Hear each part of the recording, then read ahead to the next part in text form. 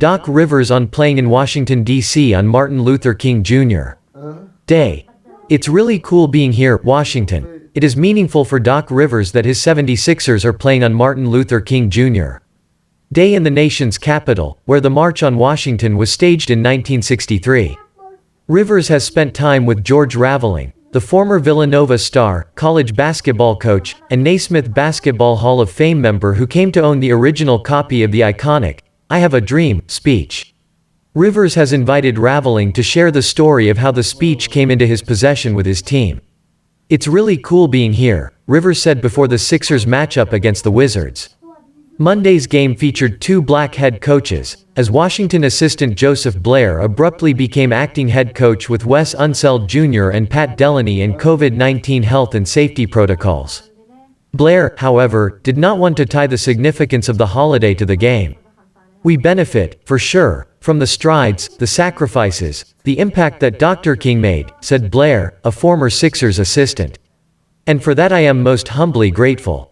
I think that if we all could, in our own way, find ways to emulate those wonderful things that he possessed in his character, in his way of handling other people, the treatment of other people, our society as a whole would benefit greatly."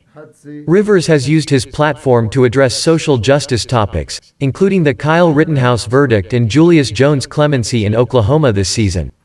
And though one of King's famous quotes is, "The time is always right to do what's right," Rivers said we are still waiting for more progress toward equality in 2022. "The one part of it that people misunderstood, it wasn't just for blacks," Rivers said. "It was for equality for all, no matter what race you were. That's what he fought for all. That's why we have a national holiday for him." Rivers, an expert on day games playing during the Martin Luther King Day slate, also meant an early tip-off in Washington. Rivers calls himself an expert on his teams playing day games because of his tenure with the Clippers, who shared Crypto.com arena with the Lakers and the NHL's Los Angeles Kings and typically played double-digit afternoon home games each season. "I love it as a coach. I hated it as a player," Rivers said. "In the evening, when your game's not going right, you feel like you have enough time to get out of it. Afternoon games, the next thing you know it's over and you're on a bus going home." Another factor that perhaps applies more to Los Angeles than Washington, where a winter storm occurred Sunday night. The nightlife scene. "I always thought if it was a Saturday afternoon game in Los Angeles, then it'd hurt the opposing team," Rivers said. "Because Friday nights in LA, the city of LA is phenomenal with big wins.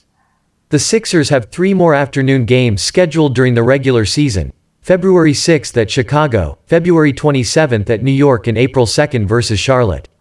Impressed by Embiid's fitness, Blair got an up-close look at Embiid during the 2019-20 season, when he was an assistant on Brett Brown's final Sixers staff. When asked before Monday's game where Embiid has most improved in the 2 seasons since then, Blair highlighted the all-star big man's improved physical fitness. "A few years back, he was a guy you questioned if he could play as many minutes as you needed him to play," Blair said. "And even down the line, maybe he was a little too tired. He's just kind of reshaped and redeveloped himself as an athlete. He's more explosive, I think. He's a little bit leaner, stronger, faster. He still has his skills. He's just an amazing player.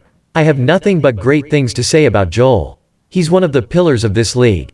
Embiid entered Monday putting up MVP caliber numbers, averaging 27.2 points, 10.6 rebounds and a career-best 4.3 assists per game. He entered Monday scoring 30 or more points in 10 of his last 11 games, and in 10 consecutive road games dating back to December 6th.